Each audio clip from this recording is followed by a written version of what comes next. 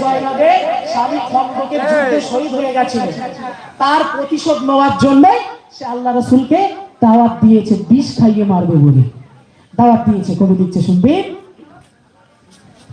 নামতে তাগাল ছিল জয়নব, ছিল ইহুদি, নবীর উপর বদলা নিতে করিল ফন্দি। খন্দকের যুদ্ধে মরে ছিল তার স্বামী, সেই প্রতিশোধ নিতে দাওয়াত করল রমণী।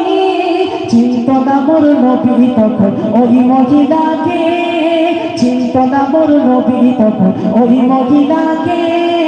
তবু দাওয়াত করল কবুল দিনের খাতিরে গো, তবু দাওয়াত করল কবুল দিনের খাতিরে। এক ইহুদি করল দাওয়া দয়ার নবীকে, এক ইহুদি করল দাওয়া দয়ার নবীকে।